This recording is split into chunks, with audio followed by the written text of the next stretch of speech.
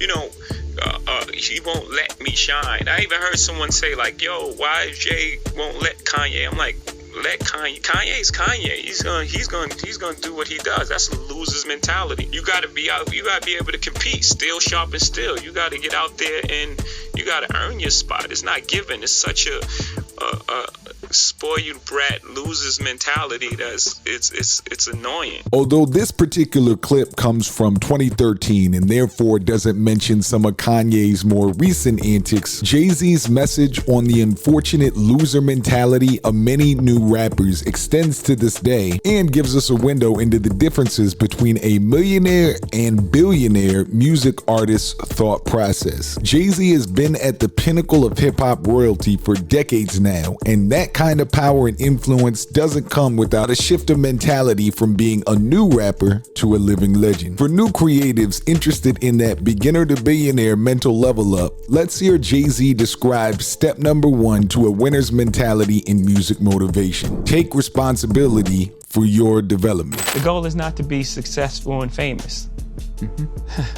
That's not the goal. The goal is, if you have a specific God-given ability, it's to live your life out through that. Right. 1. And 2, we have a responsibility to push the conversation forward until we're all equal. Until we're all equal in this place, because until everyone's free, no one's free, and that's just the fact. Jigga here is giving us a different method of describing music motivation. Most new rappers fall for music marketing tricks where the belief is all you need to do is get on a Spotify playlist, get somebody to let you shine the way Jay talked about in the first clip, etc., and supposedly you'll be fine. Hov's message in step number 1 is something different. Rather than chasing fame, clout, status, or any version of attention seeking, new rappers should focus on how genuinely their art is pushing the cultural conversation forward and honing their God-given ability. Jay should know something about this himself as someone who both wrote raps every single day in his own words, but also had to dive deep in his personal music motivation in order to have the inspiration to keep going even when he wanted to give up. It was such a gift to me. Like, it was a gift. Like, it wasn't really hard for me to create raps. It wasn't hard for me to write rhymes and things like that. This is when I used to write. Like, in my earlier days, I used to write every day, every single day, in the kitchen, banging on the table. My mom's like, "Please, get us a break back here." I had this green notebook. I used to just write every single day. But I was just writing. I wasn't writing with the intentions of having a record deal or anything like that. It was just something that I like to do. It was more of a hobby. So it was, then I wasn't really just trying to get a record deal. So I would run the streets after that, then I just stopped writing. So then I would still get all these ideas. I have all these ideas, and I still make songs, but now I'm making these songs in my head. But so it still wasn't a serious thing to me. Therefore, new rappers must both take responsibility to turn writing into a habit, like Jay says here, and use that daily writing process to push the conversation forward in well-organized, memorable songs, not just random rap. We dive deep into how rappers should organize their best ideas into a memorable song in our free course, The Top 20 Songwriting Secrets of Professional Rappers, which you can check out in the first link in the video description. But what if a rapper's already writing consistently and making songs and runs into a little bit of static with a fellow artist? That's described in step number 2, turn beef into billions. Whether it's genuine beef or simply jealousy, Jay-Z has been the focus of his fair share of feuds over the years, but he's always managed to come out of it stronger. Here are 3 ways Jay shows new rappers how to deal with haters and truly dominate in hip-hop. First and foremost, as we've made it clear, a rapper is somebody who raps and somebody who writes songs. It doesn't matter what other talents that artist might have. If they can't create a catchy, memorable, formatted song to discuss their experience, they won't make it. They always use their words, and Jay-Z is a king at this. Look, his feud with Nas might be one of the most famous of the 21st century, and it saw the two trading shade on multiple tracks over the years. Jay even name checks him, delivering these blows on the track Takeover, amongst others. I know you miss Nas the fame, but along with celebrity comes about 70 shots to your brain, brother. You were lame, right?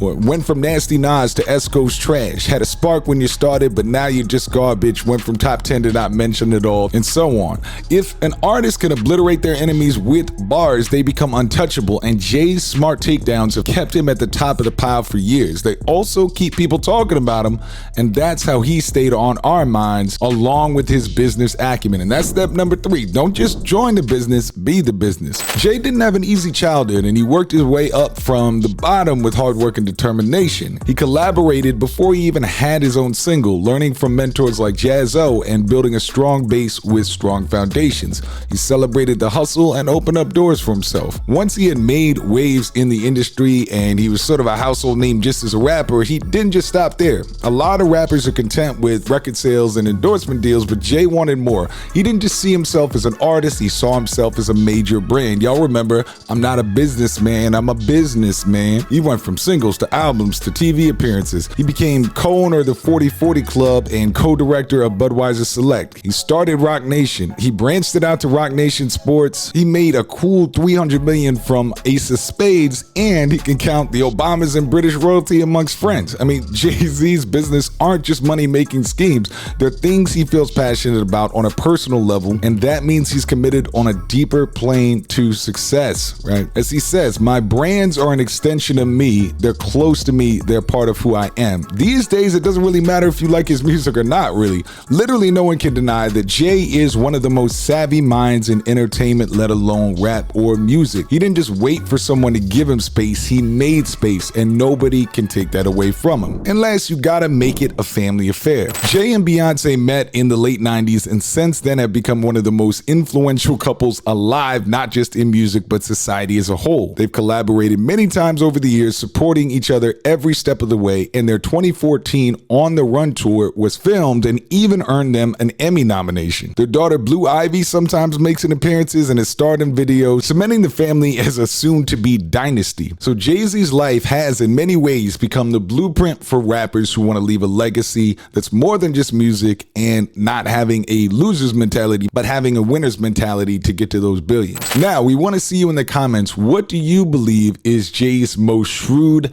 business deal over the course of his career? If you are a new rapper watching this, be sure to get that free course. Or if you're just a fan getting in touch with the channel, we will leave here on the screen a playlist of our other deep dives into artists such as 50 Cent teaching you rap songwriting, Eminem on how he started rapping from the very beginning, Dr. Dre talking about how he in-depth created the Chronic 2001, and much more, so check that out. I've been your host for How to Rap, Drew Morrissey. I appreciate it, and I'll see you on the next one. Peace.